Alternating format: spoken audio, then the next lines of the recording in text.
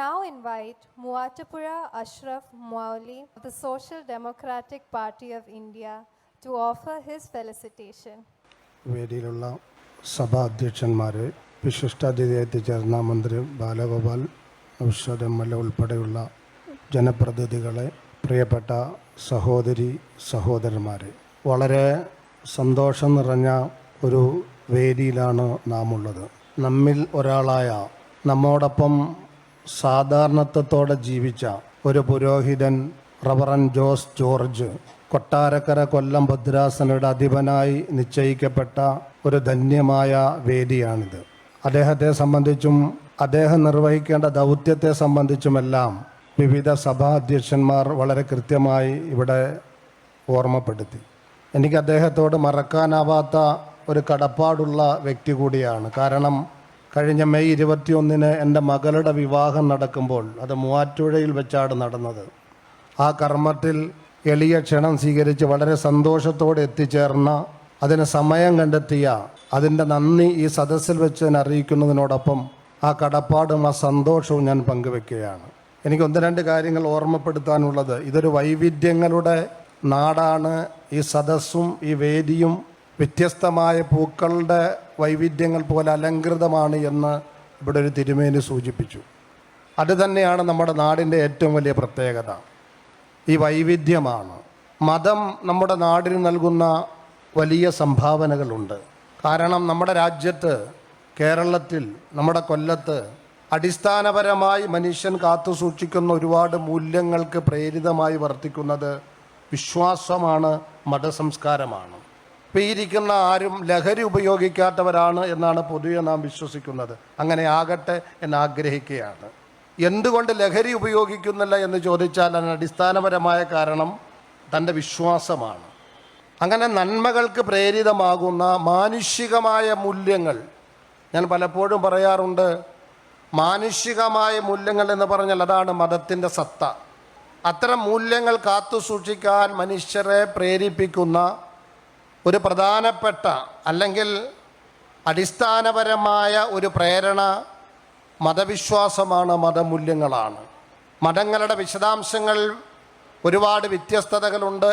അത് നിലനിൽക്കുമ്പോൾ തന്നെ ഇവിടെ ഒരു സഭാധ്യക്ഷൻ സൂചിപ്പിച്ചതുപോലെ വ്യത്യസ്ത സഭകളും വ്യത്യസ്ത മതങ്ങളുടെ ആളുകളും രാജ്യത്തിൻ്റെ മതനിരപേക്ഷതയിൽ ഊന്നി നിന്നുകൊണ്ട് ഒരുമിച്ച് പോകേണ്ട ഒരു പൊതു സാഹചര്യം നമ്മുടെ നാട്ടിലുണ്ട്.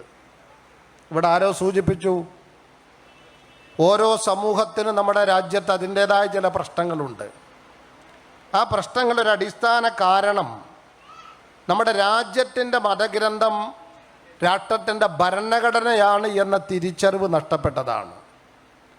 ക്രൈസ്തവ സമൂഹത്തിന് ബൈബിൾ എന്നതുപോലെ, മുസ്ലിം സമൂഹത്തിന്, ഇസ്ലാമിക വിശ്വാസികൾക്ക് വിശുദ്ധ ഖുർആൻ എന്നതുപോലെ, രാജ്യത്തെ ഹൈന്ദവ സമൂഹത്തിന് വ്യത്യസ്തങ്ങളായ വേദഗ്രന്ഥങ്ങൾ എന്നതുപോലെ, അതെല്ലാം ഈ രാജ്യത്തെ വ്യത്യസ്തമായ മതവിഭാഗങ്ങളുടെ വിശ്വാസ ഗ്രന്ഥങ്ങളാണ്, നമ്മുടെ ആത്മീയ ധാരകളാണ്.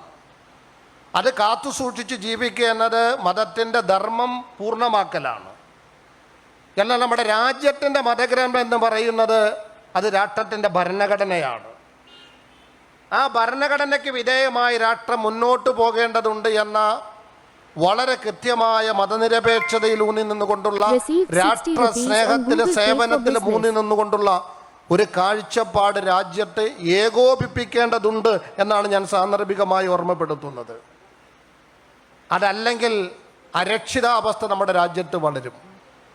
കന്യാസ്ത്രീ സഹോദരിമാരുടെ അവസ്ഥ നമുക്ക് ബോധ്യമുണ്ട്. ഈ കഴിഞ്ഞ ദിവസം ഒരു പാസ്റ്റർ ആക്രമിക്കപ്പെട്ടിട്ടുണ്ട്.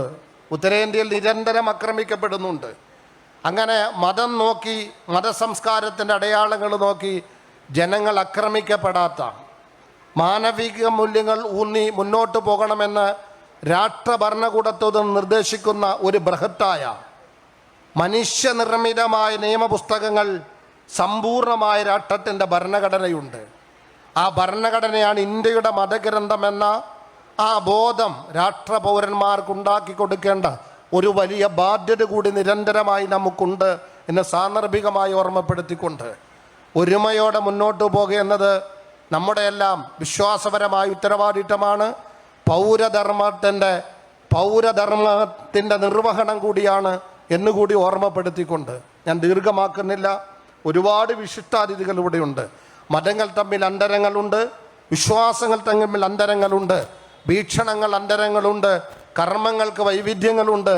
ഇത്തരം വൈവിധ്യങ്ങളെല്ലാം അംഗീകരിച്ചുകൊണ്ട് തന്നെ ഒറ്റ കാര്യം കൂടി, സോവിയറ്റ് യൂണിയൻ ഒരു പ്രതിസന്ധിയിലേക്ക് പോയപ്പോൾ അന്നത്തെ ബ്രിട്ടീഷ് പ്രധാനമന്ത്രിയായിരുന്ന മാർഗരറ്റ് താച്ചറോട് അന്ന് സോവിയറ്റ് യൂണിയൻ നയിച്ചിരുന്ന ഗോർബച്ചേവ് ചോദിച്ചു, എന്താണ് ഈ രാജ്യത്തിൻ്റെ അടിസ്ഥാനപരമായ പ്രശ്നം പരിഹരിക്കാൻ ഒരു ഉപദേശം നിങ്ങൾക്ക് തരാനുള്ളത്? കാരണം ഏകീകരിക്കപ്പെട്ട സോവിയറ്റ് യൂണിയൻ തകർന്ന് അത് വിവിധ സ്റ്റേറ്റുകളായി മാറിക്കൊണ്ടിരിക്കുകയാണ്. ഇന്നത് ഓരോ സ്വതന്ത്ര രാഷ്ട്രങ്ങളാണ്. ആ സന്ദർഭത്തിൽ അവർ പറഞ്ഞൊരു മറുപടി ഉണ്ട്, നിങ്ങൾ ഇന്ത്യയിലേക്ക് നോക്കുക.